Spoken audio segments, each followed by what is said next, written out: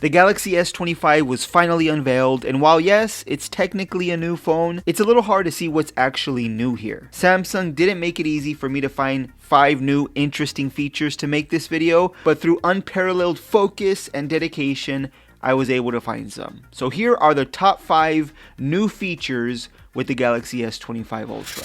Number 5, One UI 7. Now I have to admit, I was never a big fan of One UI. I do appreciate the improvements Samsung has made over the years, and I think just looking at One UI 7, this may actually be the first year that I really like One UI. The design across the whole UI, customization, the AI built in, it makes it all just a really appealing user interface. It now has a more uniform look across the whole interface that's bright and easy to use, and I still don't know if I prefer One UI over the Pixel UI experience. I am sort of leaning towards One UI now because I'm starting to feel that the Pixel experience is a little more stale, and I just really appreciate the effort Samsung makes in adding more useful features right directly into the user interface. Now, this new feature, you could say, is coming to other Galaxy phones once they get their software update, but since the S25 line should be the first one to get it, I decided to include it on this list. Number 4 is performance. Now keep in mind, the S24 Ultra wasn't a bad performing phone. It didn't struggle to do everyday tasks or even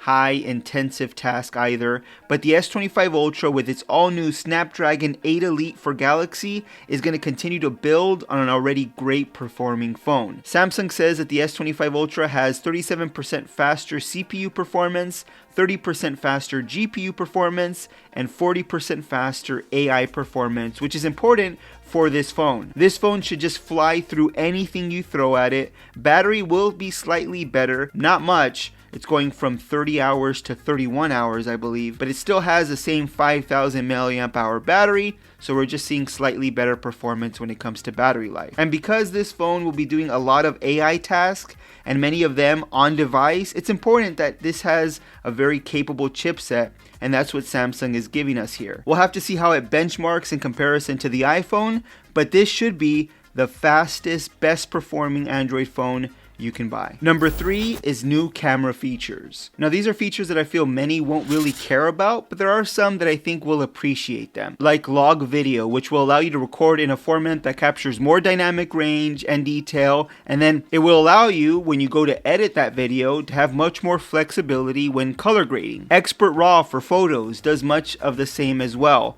The new 50 megapixel ultra wide was shown off capturing some impressive macro shots, and I'm always a sucker for a good macro shot. And of course, as you would expect, AI is built into the camera experience, allowing you to edit and capture objects with more detail. I wouldn't say the camera experience is going to be drastically better than the S24 Ultra, and honestly I think that's true for most of the features I'm mentioning here, but there's some nice updates that I think some may appreciate, and it'll just make a better overall camera experience on this phone. Number 2 is the new design. So yes, I said new design, and while it looks pretty identical to last year's S24 Ultra, there's some nice changes here. The phone is overall lighter, thinner, and more durable than last year's S24 Ultra. It continues to have a titanium frame, but it now has Corning Gorilla Armor 2 display glass on the front for more durability. The frame now has smoother edges that are slightly curved that allow for better ergonomics in the hand, and the display bezels are slightly smaller, making for an overall larger display. Not much larger, but it goes from 6.8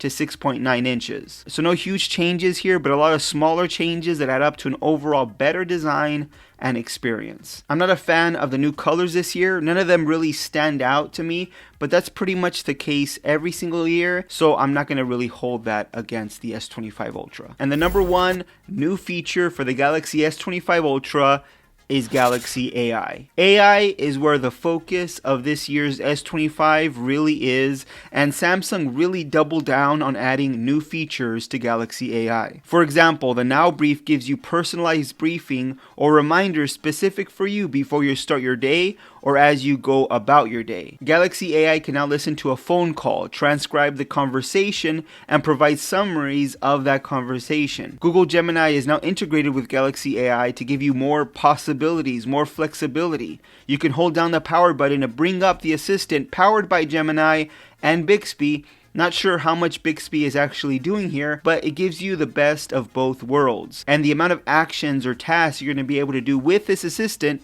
is going to continue to increase as developers start developing their apps to be used with the assistant. And I can go on and on with these new AI features. AI Select, for example, allows you to select something specific on the screen, and Galaxy AI will give you options on what you can do with what you're selecting. Now, that is going to require that your phone be a little bit more intrusive on your personal information. It's going to gather much more data than ever before just to kind of personalize all these recommendations for you.